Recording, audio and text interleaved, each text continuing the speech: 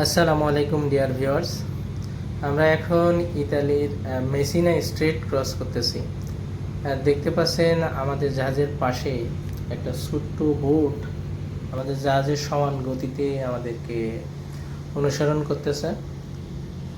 আর এই যে সামনে একজন ব্যক্তি যাচ্ছে, আমি জাহাজের ফোর্থ অফিসার, এবং ওনার পরে কালো জ্যাকেট পরিহিত একজন ব্যক্তি রয়েছে, ফোর্থ অফিসারকে অনুসরণ করতেছে। উনি এই জাহাজের পাইলট। আর ওনাকে এই জাহাজ থেকে নিয়ে যাওয়ার জন্য এই যে ছোট্ট বোটটি আসছে, এই বোটটির নাম পাইলট বোট। তো আজকে আমি এই ভিডিওর মাধ্যমে আপনাদেরকে জানানোর চেষ্টা করব পাইলট বোট, পাইলট সম্পর্কে। তো দেখতে পাচ্ছেন একটা শক্ত অ্যালুমিনিয়ামের সিঁড়ি দিয়ে পাইলট নিচে নামতেছে। এরপর ঝুলন্ত একটা সিঁড়ি, একটা জাহাজের ভাষায় পাইলট ল্যাডার বলে। পাইলট ল্যাডারের সাহায্যে এই যে পাইলট বোর্ডে নেমে গেল। নামার পরে জাহাজ থেকে দূরে সরে যাচ্ছে এবং পাইলট বোর্ডটি কিনারের দিকে যাত্রা শুরু করেছে। মেরিন সেক্টরে এই যে বোটটা দেখতে পাচ্ছেন, যে কোনো বন্দরের জন্য এই বোট এবং এই যে বিশেষ মর্যাদা সম্পন্ন ব্যক্তি পাইলট, ওনার খুবই গুরুত্বপূর্ণ অবদান রয়েছে। অর্থাৎ আমাদের জাহাজের, যে কোনো জাহাজের যাত্রা শুরু এবং শেষ ওনার মাধ্যমেই সংঘটিত হয়ে থাকে।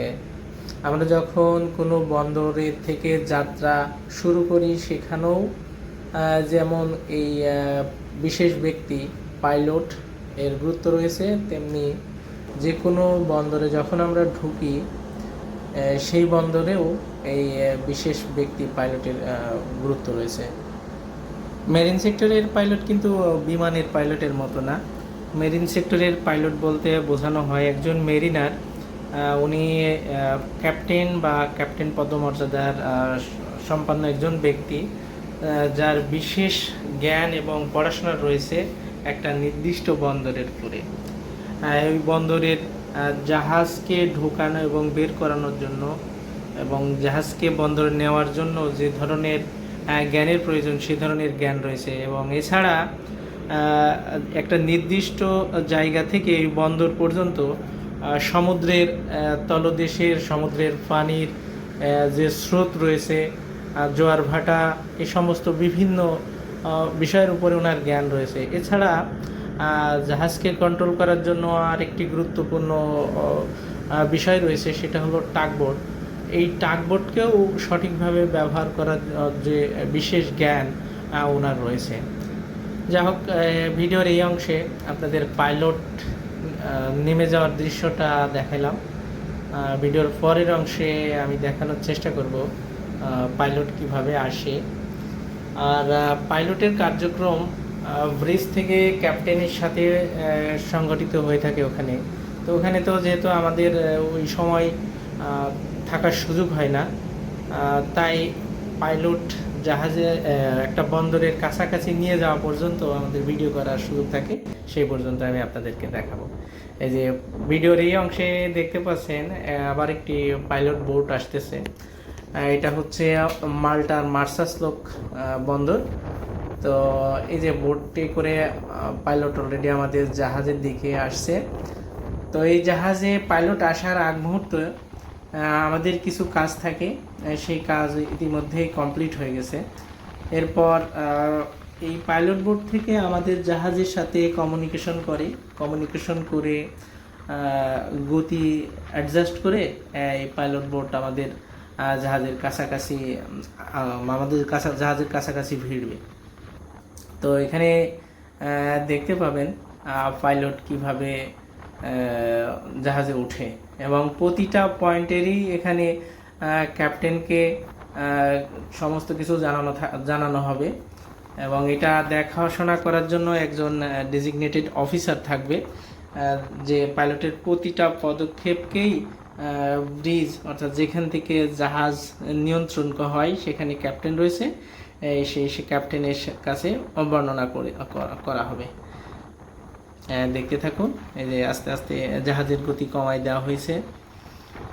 ইতিমধ্যে আমাদের জাহাজের যে ডান পাশে দেখতে পাচ্ছেন একটা সিঁড়ি, এবং সিঁড়ির নিচে আর একটা ঝুলন্ত সিঁড়ি থাকে। ওইটাকে ঝুলন্ত সিঁড়িটাকে বলা হয় পাইলট ল্যাডার। আর ওই যে শক্ত যে আর একটা অ্যালুমিনিয়ামের সিঁড়ি থাকে ওইটাকে কম্বিনেশন ল্যাডার বলা হয়। এই যে পাইলট বের হয়ে গেছে। এই যে পাইলটের সিঁড়িটা ধরেছে। এই যে অলরেডি পাইলট ল্যাডার থেকে এই যে এখন কম্বিনেশন ল্যাডারে উঠতেছে। সেই সাথে সাথে আমাদের যে সেকেন্ড অফিসার রয়েছে ওনার এখন ডিউটি, তাই উনি হচ্ছে গিয়ে প্রতিটা ঘটনায় ক্যাপ্টেনকে রিপোর্ট করতেছে।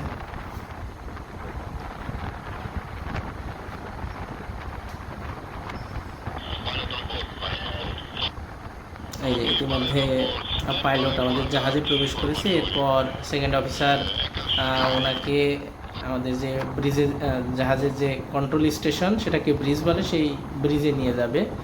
তারপরে সেখানে কিছু ফর্মালিটিস আছে ক্যাপ্টেনের সাথে, সেগুলো করা হবে।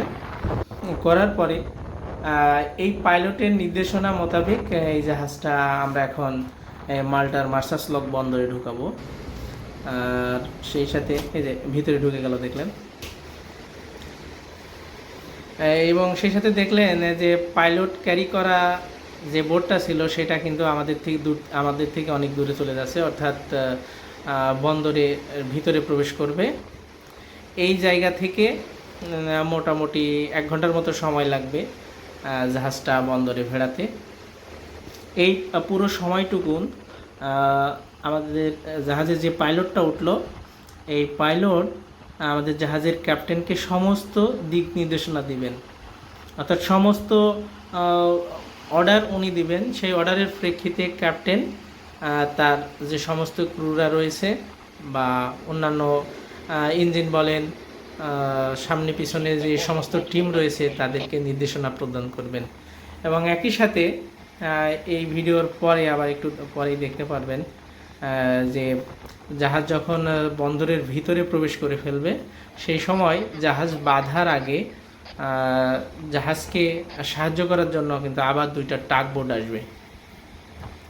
এবং এই টাগ বোটটা এই যে পাইলট আছে এই পাইলটের নির্দেশনা অনুযায়ী যেখানে, কারণ জাহাজের তো একটা স্পেশাল বিষয় হচ্ছে জাহাজের তো কোনো ব্রেক নাই, তো জাহাজের গতি অ্যাডজাস্ট করে তারপরে এই টাগবোটের সাহায্যে সামনে পিছনে ধরে টেনে ধরে জাহাজকে ঘোরানো লাগে, কিংবা জাহাজের যে জেটিতে জাহাজকে ভিড়ানো হবে সেই জেটির আগে পিছে আবার অনেক সময় জাহাজ থাকে।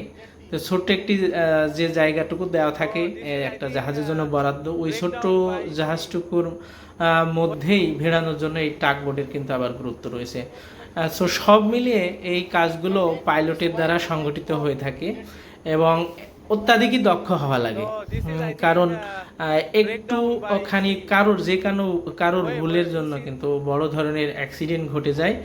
আর যদি কোনো ধরনের অ্যাক্সিডেন্টের সম্মুখীন হয় তাহলে ওই পোর্টের জন্য একটা বলা চলে বিগ ডিজাস্টার হয়ে যায়, অপূরণীয় একটা ক্ষতি হয়ে যায়। এই যে দেখতে পাচ্ছেন অলরেডি 2টা টাগবোট চলে আসছে। সামনে একটা টাগবোট, এই টাগবোট বাঁধার জন্য সামনে একটা টিম রয়েছে এবং পিছনে আর একটা টিম, যেই টিমের নেতৃত্বে রয়েছি আমি। তো এই জাহাজ পোর্টে ঢোকার আগ মুহূর্ত যে সময়টুকু পাওয়া যায় এই সময়টুকু সাধারণত আমাদের তেমন কাজ থাকে না। আমাদের যে কাজগুলো থাকে সেই কাজগুলো সেরেই এই ভিডিওটুক করার সময় হয়। আবার যখন জাহাজ জেটির কাছাকাছি চলে যাবে সেই সময় আমরা ভিডিও বা ব্যস্ততা বেড়ে যাবে। এই যে দেখতে পাচ্ছেন এই টাগবোট আসছে।